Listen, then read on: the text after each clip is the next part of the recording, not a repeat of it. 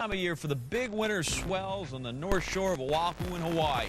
Famously, big waves there can result in wipeouts that, well, they'll take your breath away or worse. The huge surf beaches at Waimea Bay also produce daring rides that turn ordinary surfers into legends. Chris Conley has the story of one of these men, Eddie Aikau, a surfing legend who faced the ultimate test one dark and stormy night. A proud Hawaiian whose finest hour was one of his last.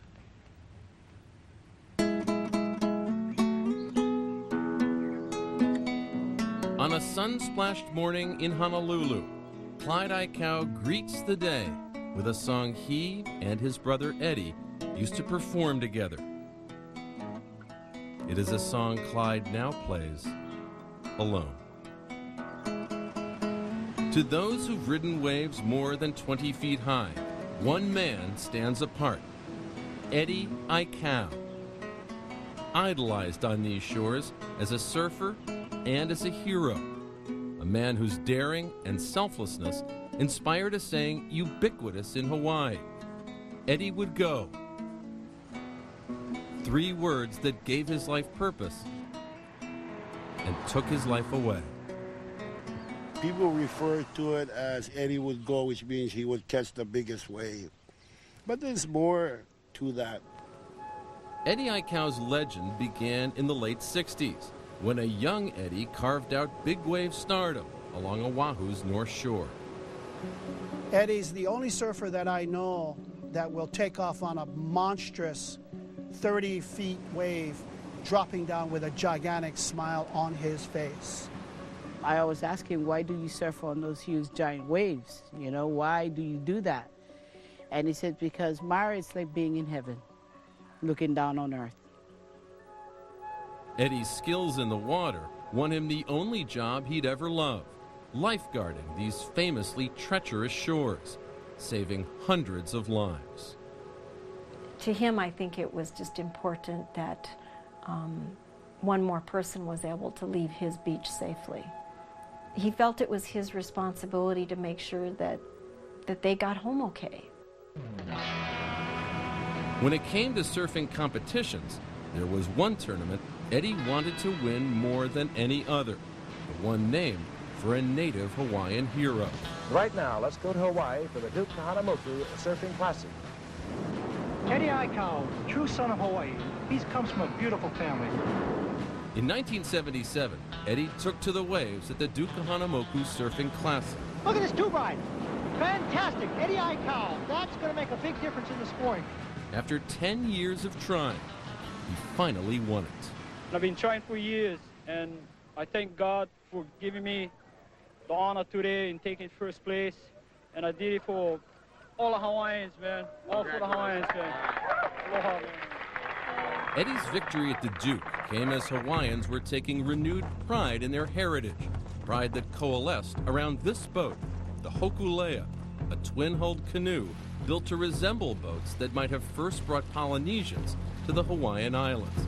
Its 1978 voyage to Tahiti would be a seafaring triumph and a cultural landmark for Hawaiians like Eddie, who earned a coveted spot on the Hokulea's crew. I think Eddie believed that Hokulea was a vehicle to carry pride and dignity and restoration of the Hawaiian spirit and the Hawaiian soul, and that I think that he felt that he needed to be a part of it to contribute to that. The night before the Hokulea was set to sail, Hawaiians tuned in as 31-year-old Eddie went on the radio and performed a song he had written in honor of the voyage. Hawaii's pride, she says with the wind. On the morning of March 16, 1978, amid pomp and pageantry, Eddie and 15 other crew members boarded the Hokulea, and the boat left Honolulu to begin its 28-day voyage to Tahiti. We love you, Hawaii. 12 hours later, the Hokulea was in trouble, taking on water, listing to one side, battling high winds and rough seas. When a gust and a swell hit together, the Hokulea flipped over.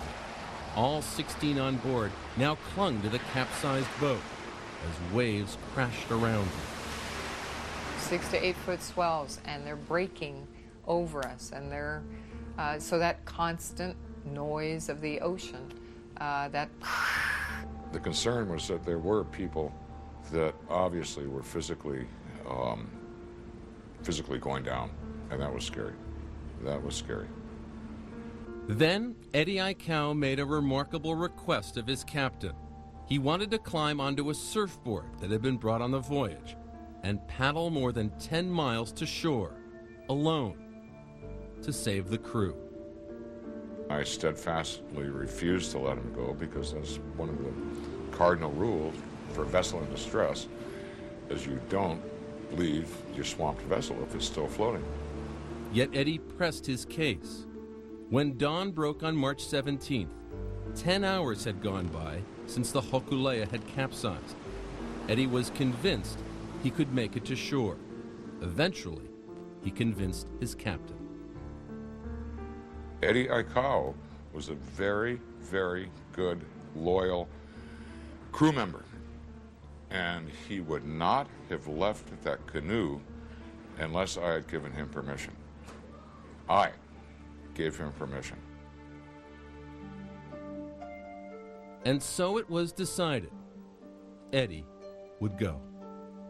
I don't think anybody felt good about this idea. I mean, because the islands look so far away.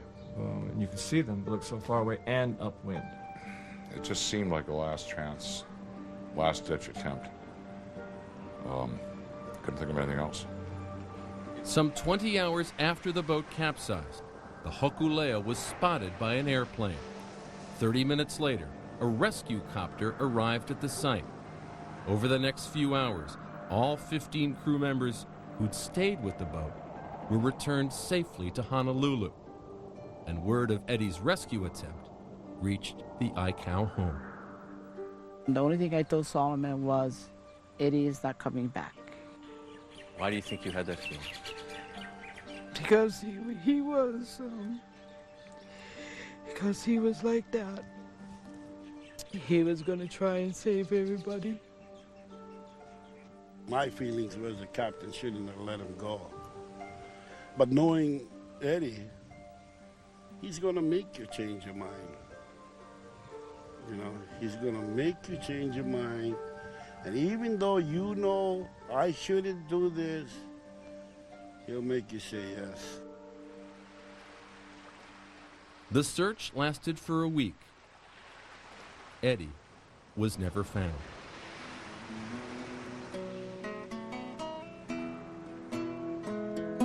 Liho, liho, maine o pela koki.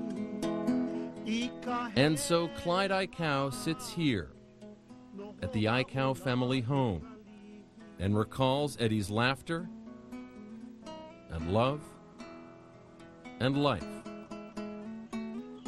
with the strings of his late brother's guitar. Eddie's memory is still honored on the North Shore with this monument at Waimea Bay and with the unique big wave surfing tournament held here that bears his name. For the Eddie is held only when the waves are over 20 feet high. Eddie is here too, on the repaired Hokulea itself, for after its scores of trips to Polynesia, it is the tribute to Hawaiian heritage Eddie so wanted it to be. Eddie Aikau's courageous spirit led him to this boat, and then led him away from it, giving perpetual resonance to the words, Eddie would go. Spiritually, there was no choice. He had to go. Eddie had to go. Save the dignity of his people. It's simple, but it's not an easy choice that many make in their lives. He's a rare, special human being, and he's a real Hawaiian hero. This past December, for only the 7th time in its 20-year existence, the waves at Waimea Bay cooperated and produced the mandatory 20-foot-plus swells needed for the tournament to run. Notable among the 24 contestants who challenged the huge surf, Eddie's 55-year-old brother, Clyde, who won the inaugural Eddie back in February of 1986.